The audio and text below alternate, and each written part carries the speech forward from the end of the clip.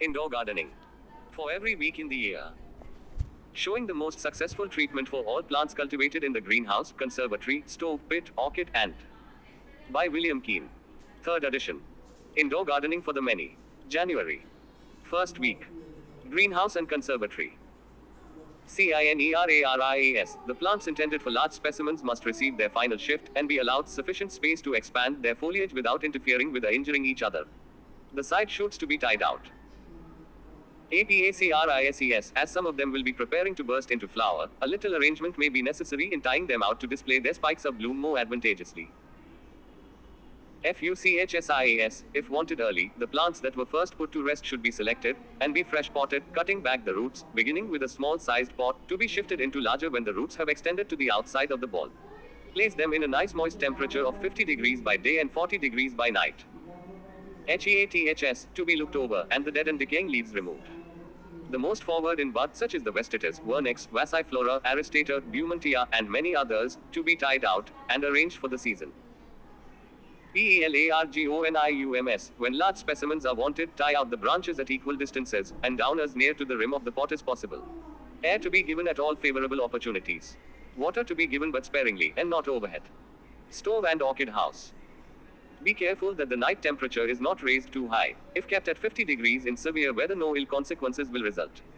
The atmosphere to be kept rather moist, especially if the weather is bright, and all plants indicating an appearance of starting into bloom to be removed to the warmest part of the house. CLERODENDRONS, to be shaken out of their pots, their roots reduced and repotted into small pots in a light sandy loamy compost. Sow seeds, and also of any hard-wooded stove plants. Water to be given very cautiously to the orchids, merely sufficient to prevent the plants from shriveling, and to do this effectively it is necessary to look over them every day. The air of the house to be kept moist by sprinkling the pathways, floors, tables, and daily. If any plant is found not to have ripened off its buds, it should be placed in the warmest part of the house, and the ripening process encouraged. The brushes, cyanochers, coleogenes, miltonias, and other such plants, when they are beginning to grow, to be repotted. The compost to consist of turfy peat mixed with a portion of charcoal or broken potsherds, and the pots to be at least half full of very open drainage. Forcing houses. See Harry's, very gentle excitement to be given by fire or artificial heat, with kindly humidity and abundance of air. FIGS, although they will bear a higher degree of temperature without injury than either cherries or peaches, it is advisable to begin cautiously, as it frequently happens that the more haste with fire the less speed with fruit, and that favorable opportunities of sun and light must be embraced for making sure progress with them. PEACHES, where the trees are coming into bloom, it is necessary to be cautious in the application of humidity, and when they have expanded their flowers to withhold it altogether for a time. Fire or other artificial heat to be applied moderately, that is, from 45 degrees by night to 55 degrees by day, particularly when dark and gloomy weather prevails. The houses now commencing to force to be kept moderately moist, and in a sweet healthy state, syringing the trees pretty freely once or twice a day with tepid water. Shut up early on sunny days, and sprinkle the paths, floors, flues, or pipes frequently. VNS, when they have all broken, the superfluous buds must be rubbed off, and the young shoots stopped as soon as they are long enough to admit the points of the shoots at one bud above the bunch being broken out. In wineries now commencing to force, adopt the practice of producing, where it can be applied, a kindly humidity by means of dung and leaves, or other such fermenting materials. If they are to be broken principally by fire heat, either by flues or hot water pipes, copious syringings must be resorted to with tepid water once or twice a day. Fire heat to be applied principally by day, with air at the same time, and very moderately at night. Second week. Greenhouse and conservatory. The plants will now require particular attention and a nice discrimination in the application of water. It may be comprehended by all persons interested in gardening operations, that when the soil on the surface of the pot looks damp, it will not require water until it gets thoroughly dry at this season, and then it is to be given before the plant droops or flags for want of it. But when the plant droops and the soil on the surface appears damp, the cause is then to be discovered by turning the ball out of the pot, when it will be seen whether the whole or only a portion of the soil is wet, as it sometimes happens, when fresh potted with light soil, it shrinks from the sides of the pot when dry, and when water is given it runs down and moistens the outside, without penetrating the ball. The evil is corrected by holding it for a short space of time in a tub of water of the same temperature as the house. If the soil of any plant is sodden with water, it should be turned out of the pot, and the drainage examined, and no water to be given until it becomes thoroughly dry. VARBENAS, they require to be kept tolerably dry, as they are more susceptible of injury from damp than from cold. A top shelf near the glass in the greenhouse is a very suitable place for them. If mildew appears, to be dusted with flowers of sulfur. Stove and orchid house. Although all plants now at rest should be kept comparatively dry, they will require to be looked over daily to see that they do not suffer for want of water. The temperature not to exceed 60 degrees by fire heat, and a fall of 10 degrees may be allowed at night in very cold weather. Many of the stove plants such as Aphelandrus, Justitias, poinsettias, and C. may now be cut down altogether and kept dry for a few weeks, which will cause them to make an early growth and to come into flower a few weeks sooner next winter. GESNERAS, select a few roots of them and a few of the gloxinias to start into growth to produce a succession of flowers. Forcing houses. ASPARAGUS, if the soil in the bed is dry, give it a liberal supply of water, so that it may descend to the roots, as unproductiveness is sometimes caused by the soil at the roots being very dry when the top is kept moist by gentle waterings. BEANS, dwarf kidney, sow every 3 weeks, if a constant supply is wanted. Keep the early crops well supplied with water, and give them frequent sprinklings overhead, to prevent the attacks of red spider.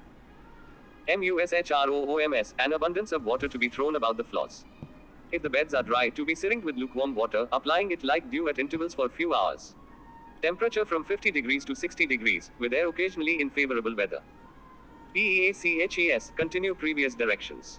The trees in bloom to be artificially impregnated, and the forite shoots to be rubbed off a few at a time before they become too large. Currents of air to be carefully avoided, especially when the trees are in bloom, as they have been sometimes observed to sustain injury from the two end doors being left open for a short time. Air to be given at the top daily in favorable weather. PNS, as the days lengthen and the light increases, the plants that are swelling their fruit should be supplied with a gradual increase of heat from 65 degrees at night to 75 degrees or 80 degrees in the middle of the day in clear weather, water, and atmospheric moisture, while others that are in bloom and starting into fruit require more air or more moderate temperature, care in watering, and less atmospheric humidity. Some of the strongest succession plants that are grown in pots to receive their final shift, that they may make their growth for fruiting in May or June. In old-fashioned pits or houses, where the flues run near the tan bed, the plants should be closely examined, as they are apt to be injured by fire heat in such a situation. STRAWBERRIES, a few dozens more pots may be placed in a frame where there is a gentle heat and an atmosphere more congenial to their healthy growth than in a house. BNS, when they have made shoots 2 or 3 inches long, the night temperature to range from 60 degrees to 65 degrees, with an increase of from 5 degrees to 10 degrees during the day. Pits and frames. Keep the plants in these structures as hardy as possible by fully exposing them in mild weather, but do not give any more water than is absolutely necessary. Remove all decayed and decaying leaves, and keep the atmosphere in as healthy a state as possible. Make small hotbeds for sowing cucumbers and melons, radishes and early horn carrots, cauliflower and vulture and broccoli, lettuce, and various other things, which will be found useful where the late severe weather, or other cause, may have diminished the autumn sowings. Third week. Greenhouse and conservatory. VENTILATION is requisite in mild weather, as stagnant air is always unfavorable, especially to the plants blooming in the conservatory. Water sparingly, and damp the house as moderately as possible, as water settling on the flowers will soon destroy them. When the plants, bulbs, or shrubs in the forcing pit have developed their blossoms, let them be removed to the conservatory, where they can be preserved much longer in perfection. The plants to be looked over every morning, and every dead or decaying leaf and flower to be removed. HEATHS, fire heat should only be given when mats or other such coverings are not sufficient to exclude frost, as nothing so much injures the constitution of the Cape heats as a close, damp atmosphere. Air should be allowed to circulate freely amongst them at all opportunities. PELARGONIUMS, the plants intended for specimens should be finally shifted. Air to be admitted at all favorable opportunities, and a slight increase of temperature given. To be kept near the glass and free from green fly. If they have made no winter growth, they will now be the better prepared to progress in a robust, healthy state. Stove and orchid house. AMARYLLIS, attend to the shifting of them as soon as they show signs of growth. Let them be placed in the stove, and give a little water, increasing it gradually as the leaves unfold. ORCHIDS, if other departments of gardening are likely to occupy more time than can be very well spared as spring operations accumulate very fast, it is advisable to proceed with the potting of orchids from this time forward, beginning with those that are showing signs of growth. Peat cut into from 1 to 2 inch cubes, fresh sphagnum to be soaked in boiling water, to destroy insects, and charcoal lumps, with an abundance of crocks, are the materials to be used. Any plants that had become very dry should be immersed in tepid water for an hour the day previous to shifting. The climate of the countries and the localities from whence the species come are the best guides to their successful cultivation, as the treatment required for Oncidium carthaginense would kill bifolium, and Cattleya forbacea will thrive where C. skinneri will die, and in like manner with many others. Forcing houses. CAPSICUM, sow seeds of the large sort in pans or pots, to be placed in heat. When the seedlings are an inch or two high, pot them singly into small pots and replace them in heat, to be afterwards shifted when necessary until the end of May, when they may be planted out on a south border. Sea berries, plenty of air, atmospheric moisture, and a very moderate temperature are the requisites for them. If the buds are beginning to swell, 45 degrees will be enough to maintain by fire heat, lowering the temperature down to 40 degrees at night with a moist atmosphere. CUMBERS, the plants in bearing to get a top dressing of fresh, rich soil. Keep a sharp lookout for the destruction of insects. When the plants in the seedbed have made one rough leaf pinch off the leading shoot above it, so as to cause the plants to throw out two shoots from the axil of the leaves. Cuttings put in and struck in the seedbed will come into bearing quicker than seedling plants. PEACHES, if the weather is very dull and unfavorable for giving air where the trees are in bloom, it is advisable to shake the trellis towards noon for dispersing the pollen. PNS, proceed with the routine as advised in last calendar. STRAWBERRIES, keep them close to the glass, and remember that they are impatient of heat. Let 45 degrees be about the maximum, with a very free circulation of air. If they are plunged in a pit or dung bed, let the bottom heat be about 70 degrees maximum, with an atmospheric warmth of 55 degrees to 60 degrees. In such a situation, they will want scarcely any water until they begin to throw up their blossom spikes.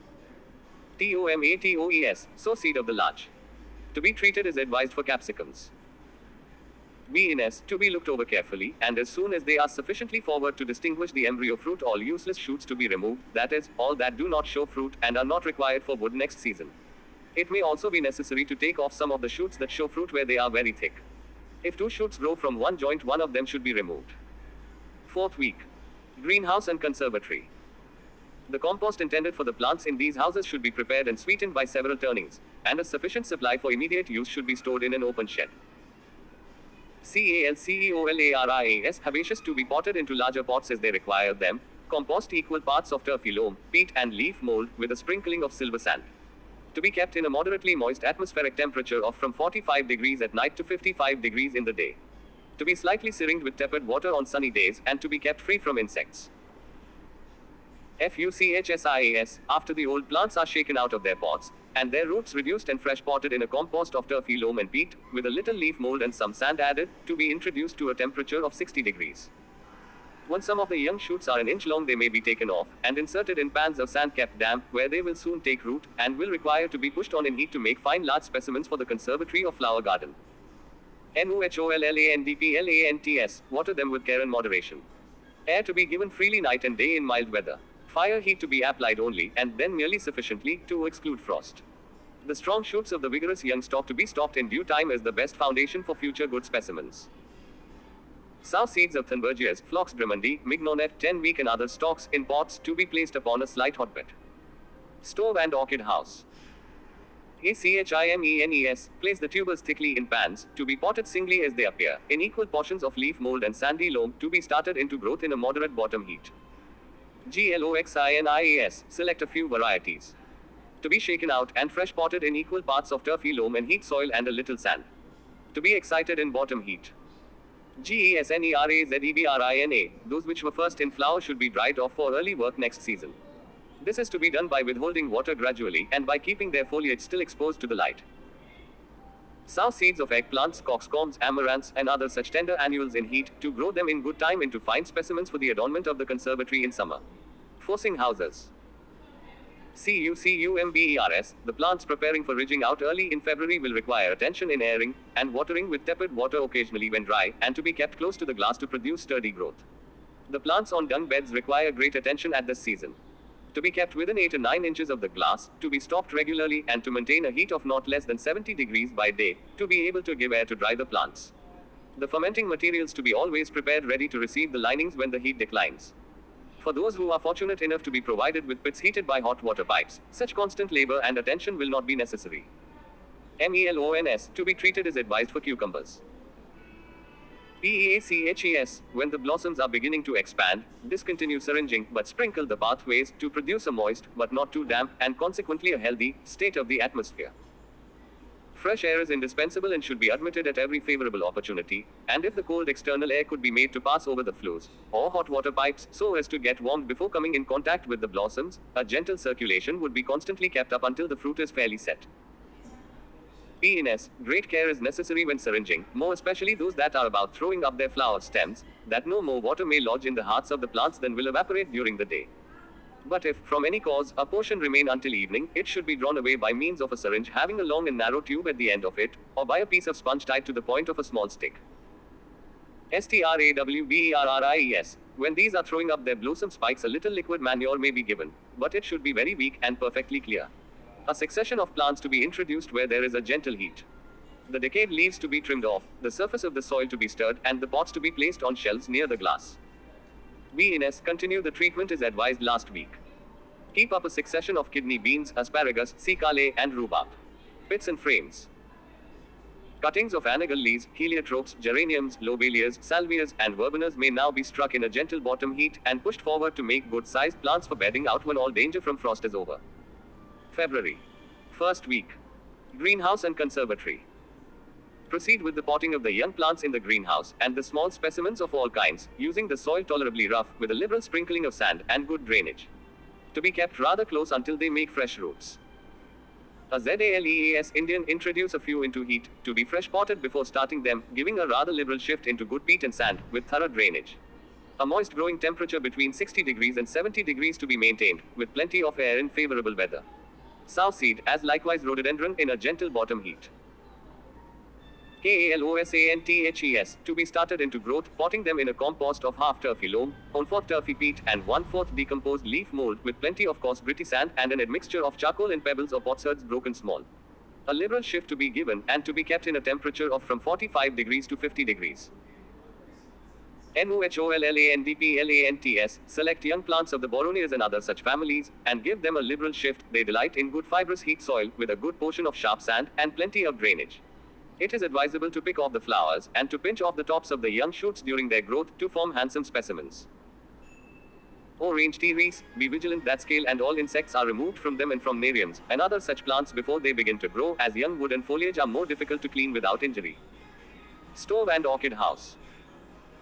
Stove plants in general will now require an increase in the amount of atmospheric moisture, and a slight advance in heat, such an advance to be made, more especially on bright afternoons, when solar heat can be enclosed in good time, and with it a moist and congenial atmosphere. CRINUMS, pot them if they require it, but without disturbing the ball of earth about their roots, to be favored with an increase of heat to start them afresh, and during their active growth to be liberally supplied with water. GLORIOSASUPERBA, shake out the roots and repot in good fibrous loam, with a sprinkling of sand, and place them in bottom heat. No water to be applied to the tubers until they have commenced their growth. Forcing pit. Continue to introduce for succession buds, lilacs, roses, sweetbriar, and the many other plants previously recommended as suitable and useful for that purpose. A temperature of from 65 degrees to 70 degrees to be maintained, with plenty of moisture in clear weather. Forcing houses. FIGS, trees in pots to have their shoots stopped when they have made 3 or 4 joints, and to be supplied occasionally with liquid manure. MELONS, the fruiting beds to be prepared and in readiness for the reception of the young plants as soon as they have nearly filled their pots with roots. PEACHES, if a house was started, as advised at the beginning of the year, a second should now be set to work. Syringe the trees several times a day in clear weather, and once or twice in all weathers until the flowers begin to expand. Attention to be given to the early house when the fruit is set, to thin it partially, but to leave 1/3 more on the trees than will be required to ripen off. If peaches are intended to be grown in pots for next season, the maiden plants should now be procured, and potted in 9 or 10-inch pots. The Royal George peach and Violet Hattab nectarine are the most eligible for that purpose. PNS, if any indications of the presence of worms appear on the surface of the pots, a watering with clear lime water will remove them. The same steady temperature to be kept up in the fruiting house or pit is lately advised. Although it is sometimes recommended, we would not advise to withhold water at the roots for the purpose of starting them into fruit. For if, by proper management, they are good, healthy plants, they will have formed their fructiferous parts before this time, and therefore should not be allowed to get dry, but be watered when they require it with tepid water. VNS, the successional houses to be treated nearly in all respects the same as the early houses. The temperature may now be increased in accordance with the increase of light rather more rapidly at an early stage of their growth than that of the house in which forcing was commenced in December. When vines for the early crops are grown in pots, put the eyes in 60-size pots, and plunge them in a dung frame or pit, with a bottom heat between 70 degrees and 80 degrees. The Hambers, Black Prince, Muscadine, and Sweetwater are the kinds to be preferred for that purpose. Second week. Greenhouse and conservatory. As plants naturally, after their season of rest during the winter, now begin to grow, it is advisable to shift the young stalk, and all others that require it, into fresh soil, by which they will be the better enabled to progress to a healthy blooming state without check or hindrance. Although from this time to the middle of March is to be considered the most favorable season for a general shift, nevertheless it may be necessary to shift some plants more than once or twice during their season of growth. C. Limbers, to be attended to, removing weak and dead wood, and cutting back to 3 or 4 eyes where an increase of young shoots is desirable. To be frequently searing, to keep down red spider, as they are more liable than other plants to be infested by them. Stove and orchid house. The advice given for the shifting of the general stock of greenhouse plants will also be applicable to the fresh potting of the stove plants. BEGONIAS. Being of free growth, they delight in fresh soil, consisting of equal parts of sandy loam and leaf mold. As a general rule, they are repotted in February and August, but exceptions are sometimes made, and a shift is given whenever the roots become cramped or matted in the pot. The knife to be used cautiously, unless with the tall growing sorts. GLOXINIAS. To be now started, if not done as advised a fortnight ago. When planted, press the roots gently on the surface of the soil, and give them no water for some time, as the moisture in the soil will be sufficient at first until they begin to grow, when a little may be given, and the supply to be gradually increased as they advance in growth. When potted, to be removed to a frame or pit where the temperature is about 60 degrees. LUCULIAGRATISSIMA. To be potted in a compost consisting of half turfy loam, 1/4 turfy peat, and 1/4 leaf mold, with good drainage. MUSACAVENDISHII. To be repotted in a compost of turfy loam, vegetable soil, or well-rotted manure, and a small portion of sand, with plenty of drainage. To be plunged in a brisk heat in a bark bed, and to keep the roots moist. Many of the ORCHIDS may now be potted, and then placed in the warmest part of the house. The plants that are not shifted to be supplied with a little fresh material, taking care that the embryo buds are not covered. Look over the fastenings of all that are on blocks, or in baskets, and renew the wires where necessary. The temperature to be about 65 degrees by day, allowing it to range to 70 degrees or 75 degrees by sun heat. Forcing houses. C. Harries, keep up the temperature from 50 degrees to 55 degrees while the trees are in bloom, with as little variation as possible. The trees not in flower to be frequently syringed. CUCUMBERS, the greatest attention should be paid to the state of the bed for the first fortnight after the plants are turned out.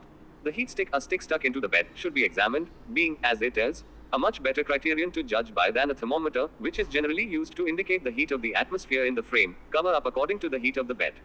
If it will allow it, a small portion of air should be left on every night, which may be given in the evening after the frame has been closed for 2 or 3 hours. Keep up the heat by stirring, renewing, or topping up the linings, and attend to the stopping of the plants and the earthing up of the hills as the roots make their appearance on the surface. MELONS, pot off the plants when the seed leaves are fully expanded. PEACHES, when the trees have set their fruit, give the roots, if growing inside the house, a good watering with liquid manure, mixed with soft hot water, so as to be of the temperature of the house, or a little above it. The syringe to be used several times a day in clear, mild weather as soon as the fruit is set. PNS, pot the succession plants. If the pots are full of strong, healthy roots, pick out the crocks carefully without injuring them, leaving the ball entire, and giving them a good shift. But if unfortunately many of the roots are dead, shake the ball entirely away, and cut out all that are dead, preserving such as are alive and healthy, and potting them in fresh soil. STRAWBERRIES, keep up a succession by placing a few dozen pots in a gentle heat once every fortnight or 3 weeks. VNS, all laterals to be stopped in due time, and all useless buds and branches to be removed, the leading shoots to be tied in regularly, and the bunches to be thinned. No more bunches to be left on each vine than it is likely to bring to perfect maturity. About 1 dozen bunches are a good average crop for each rod. The temperature to range from 55 degrees to 60 degrees at night, with an increase of 5 degrees to 10 degrees during the day, and even higher during sunshine. Third week. Greenhouse and conservatory. The plants occupying the beds in the conservatory to be arranged, cleaned, and pruned. If the health or habit of a plant or other considerations should render it desirable to prolong the season of blooming, the pruning may be postponed for a week or 2 longer. Continue to pot cinerarias, calceolarias, pelargoniums, and all other such plants when they fill their pots with roots. To be then kept close for some days until fresh root action begins. Green fly to be kept down. BERBENAS, put them in heat to get cuttings, as also heliotropes, and all other such plants, of which there is a scarcity, for bedding out purposes. Stove and orchid house. Increase the moisture and temperature gradually as the days lengthen. Start old and young plants of clerodendrons, dipladenias, and stephanotis in a sweet bottom heat. Rondolicious to be cut in and started in the same manner. Shift all orchids that are starting into growth. As a high temperature causes a premature and unhealthy growth, it is advisable to keep up a healthy atmosphere of from 55 degrees to 65 degrees, with an increase of a few degrees in sunshiny weather, when a little air, if only for a very short time, should be admitted, but be careful to avoid drafts at this early period of the year. All growing plants to be watered at the roots only, being careful not to allow any water to lodge in the axils of the leaves to cause decay. To preserve the roots of some orchids in a healthy state, it is necessary to grow them on blocks of wood, the blocks to be made proportionate to the specimens they are intended to bear, and the heel of the plant to be placed close to the end of the log, to give as much space as possible for the plant to grow upon. The following thrive well on blocks without moss: Barkeria spectabilis, Leptotes bicolor, Phalaenopsis amabilis, and Sophronitis cernua, the Brassivillas, the Cattleyas, nearly all the dwarf epidendrums, all the Lalias, and nearly all the dwarf maxillarias and oncidiums, and all the Scombergias. Forcing houses. CUMBERS, attend to the thinning and stopping, and impregnate the fruit blossom when open. FIGS, care to be taken that cold currents and sudden changes of air are excluded from the trees. The roots to be well supplied with water, and the trees to be occasionally syringed overhead. PEACHES, when set thin the fruit and shoots as required, to be done gradually, a little at one time, to prevent any sudden and injurious change in the system of the tree.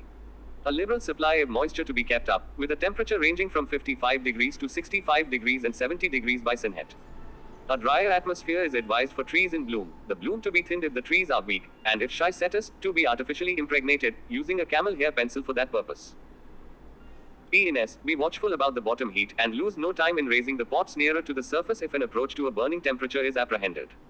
To be thoroughly watered when they require it, and to be syringed overhead in the morning and evening of every clear day unless the plants are in bloom, or ripening their fruit. Any crowns, suckers, or small plants not well established will do well in a pit of frame on a bed of leaves, or well sweetened dung, where they will make a rapid and vigorous growth during the summer. BNS, attend to last week's instructions as to stopping all laterals, and thinning the bunches in good time, and tie up all the principal shoulders with soft strands of matting. Never allow the head or hand to touch the berries. Give them plenty of air moisture during their swelling season, to be discontinued when they begin to color. Shy setting sorts such as the Black Damascus, Cannon Hall Muscat, and will set better by thinning the blossom buds before expansion, by which a more regular and compact bunch will be produced. Late vines should be pruned and dressed, and if not frosty, the lights to be removed, which will retard their breaking and benefit the trees. Fourth week. Greenhouse and conservatory. During continued frosty weather, fires must be kept up in these houses, and then particular attention must be given to the New Holland plants, heaths, and such like, which are impatient of heat, that they do not suffer from want of water. Be sure that the ball is thoroughly moistened at least once a week. Pits and frames.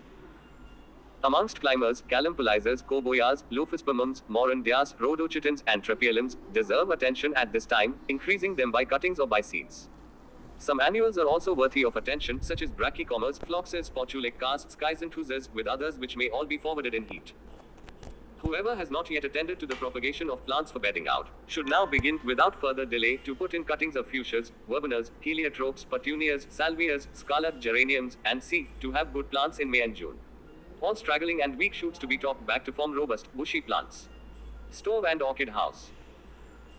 Some of the stove plants that have done blooming should be cut back, such as the Eranthemum pulchellum, Euphorbia jacquiniflora, Gysomeria longiflora, Gesnera lateritia, Justitias, Linum triginum, Poinsettia pulcherrima, and others. A bottom heat will be necessary when they are repotted, which may be done in about 3 weeks or a month.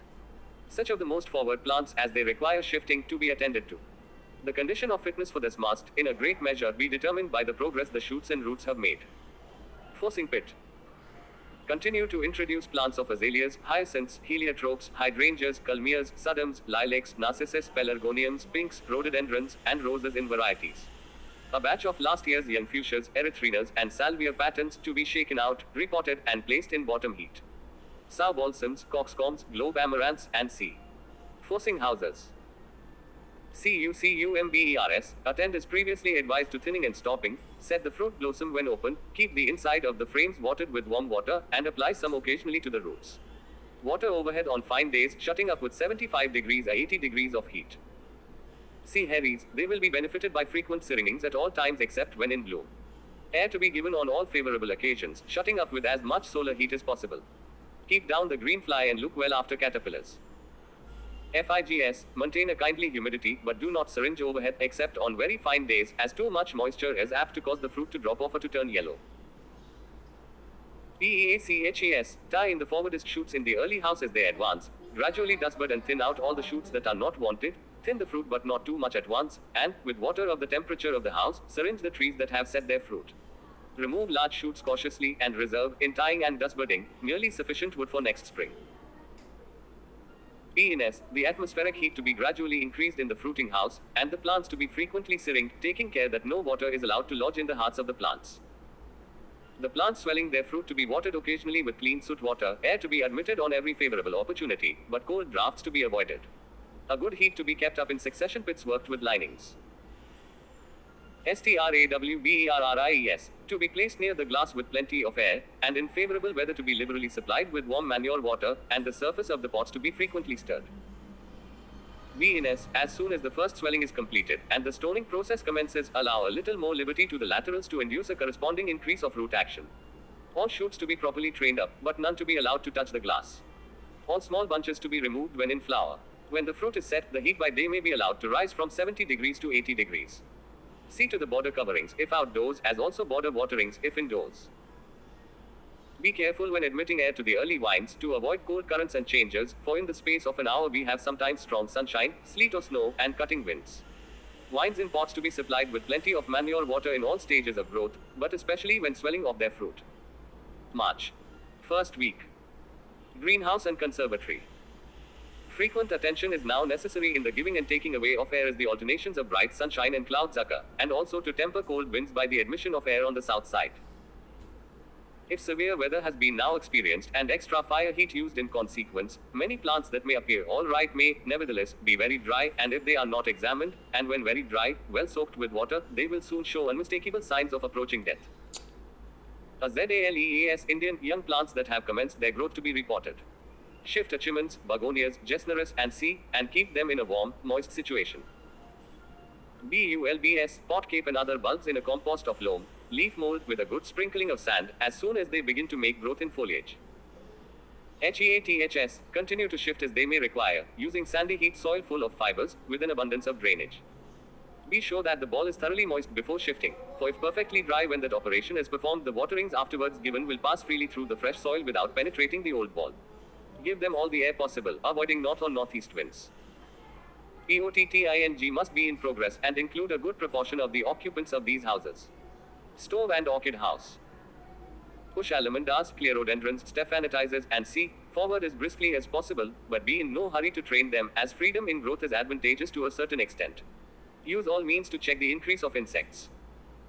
ORCHIDS, the general collection to be favored with a good steaming every clear morning for about half an hour, this to be done by sprinkling the flues or pipes when warm. Plants in a growing state to be slightly shaded, to prevent flagging from too copious a perspiration during a sudden midday bright sunshine. Orchids are generally increased by passing a sharp knife between the pseudo bulbs, taking care to leave at least 2 or 3 undisturbed next the growing shoots, so as to sever one or more of the dormant bulbs from the parent plant, which should remain until it shows signs of growth, when it may be taken off and potted. Forcing houses. C. Heries, the syringe to be used freely except when in bloom, plenty of air to be given, and the green fly kept down, shutting up with a little extra solar heat in the afternoons of bright days. FIGS, abundance of syringing and good waterings with liquid manure may now be given them. Sudden changes in their treatment will cause the fruit to drop, all the shoots when 6 or 8 inches long to be stopped to encourage the formation of a second crop. MELONS, use strongish maiden loam by itself to grow them. See to the linings, attend well to setting, and maintain an airy and dry atmosphere when in blossom. Keep the shoots at all times thin. PEACHES, frequent attention to be given in arranging the young shoots, dustbudding and thinning. A knowledge of the state of the border is necessary, whether retentive or porous, that no serious errors may be made by withholding a sufficient supply of water, or by giving too much. The temperature of the early house to be from 55 degrees to 60 degrees by night, ranging from 75 degrees to 80 degrees by sun heat, and allowing 65 degrees by artificial heat, on dull days. PNS, a day temperature of 75 degrees to 80 degrees to be maintained during the progress of the fruit to maturity, accompanied by atmospheric moisture. Succession plants to be supplied with a steady moist heat and to be carefully sustained after potting, to induce a healthy action of the roots. Shading is sometimes necessary during bright sunshine. VNS, as the lower parts of the stems are generally close to the heating apparatus, it is advisable to bind them up with moss or hay bands, neatly clipped as far as the parching heat extends. The moss or hay bands being damped morning and evening with the syringe, will keep the bark and stems in a healthy state, and will frequently induce a mass of roots to be produced there. That by watering occasionally with liquid manure will contribute to sustain the vigor of the trees. Second week. Greenhouse and conservatory. as the boisterous gales and violent showers that frequently occur at this season, succeeded by intervals of mild weather and brilliant sunshine, are frequently difficult to deal with. Constant attention is necessary that a free admission of air, when in a genial state, may be given, and the cold, cutting east or northeast winds excluded. Frequent watering will also be necessary, and fires to be dispensed with, or only used occasionally, merely to ward off the rigor of sharp nights. The plants in good health and well rooted to receive a liberal shift. All plants when shifted to be accommodated with a little extra heat and moisture in the atmosphere until they begin to make fresh roots, when they will require to be more freely exposed, to produce a sturdy, vigorous growth. CAMELLIAS, the plants that have finished flowering to be removed to a higher temperature, where a moist atmosphere is kept up by frequent syringings. CINERARIAS, tie out the principal shoots of the most forward, to form handsome plants. Manure water of the temperature of the house to be given occasionally. The more backward to be shifted into larger pots as they may require them, and all to receive plenty of air, light, and room. FUCHSIAS, they require to be accommodated with a warm, moist temperature, both at top and bottom, and the free use of the syringe, to make them large pyramidal specimens. PELARGONIUMS, attention to be paid to their training, to watering, and to the admission of air. Shift on young plants, and stop all that may be wanted for late blooming. Stove and orchid house. Finish the shifting of all specimen plants in the stove as soon as possible. A brisk, growing, moist temperature to be kept up during the day, and to shut up early. They delight in a tan bed where the bottom heat ranges from 70 degrees to 80 degrees. ORCHIDS will now require a regular looking over. Those on blocks of wood with moss should have the moss renewed, and fresh turf to be supplied to those in pots in a growing state. Forcing houses. The general routine in these structures will comprise dust budding, tying in advancing shoots, thinning the fruit, watering, syringing morning and evening, airing, and shutting up early with plenty of solar heat, and to be each and all attended to in good time to obtain satisfactory results. See Harry's, caution in the application of water is now necessary, as either too much or too little will cause the fruit to drop. CUCUMBERS, the heat of the beds, which will be found to decline rapidly during cold winds, should be kept up by fresh linings, and air to be given daily, to allow the superfluous moisture to escape, taking care to prevent the wind from entering the frames by placing a mat or canvas before the openings. FIGS, a free supply of water, with liquid manure occasionally, to be given to the most forward crop. Where there is the convenience, the trees in pots are generally placed in a pit of rotten leaves into which they root, and where they are allowed to remain until they have borne their crops and ripened their wood, when the roots are cut back to the pot. Trees planted out succeed best when confined in brick pits, where short-jointed fruitful wood is produced without root pruning, which is necessary when the roots are allowed to ramble without control. MELONS, this is a good time to ridge out plants, as the sun will have a powerful and beneficial influence at the time when it will be most wanted to ripen off the fruit. Pot off young plants, and sow seed for succession. ENS, continue to keep up a regular and moist heat, to be supplied with soot or other manure water occasionally during the whole time they are swelling the fruit until they attain their full size. Watering and syringing overhead should be withheld when they begin to change color, to give flavor to the fruit. The succession plants recently potted to be very moderately supplied with manure water, and in a very diluted state until their roots reach the sides of the pots. STRAWBERRIES, introduce succession plants under glass, according to the demand. Keep the atmosphere dry when the plants are in bloom and near the glass, admitting at all opportunities a good supply of fresh air without currents. VNS, persevere in thinning the bunches, as it is a mistake to leave more on the vine than it is likely to finish off to perfection. The borders to be examined that a gentle warmth may be maintained at the roots. When the vines are planted inside, apply good soakings of manure water occasionally. Thin the shoots of the late vines as soon as the bunches are perceptible. Third week. Greenhouse and conservatory. Proceed as diligently as possible with the repotting of such of the hardwooded greenhouse plants as require it, so as to start them in good time to acquire a vigorous growth. See Acti, the chief point in managing these plants is to allow them an alternate period of rest and growth. To be grown in a mixture of lime rubbish and loam, with a little cowding and in well-drained pots.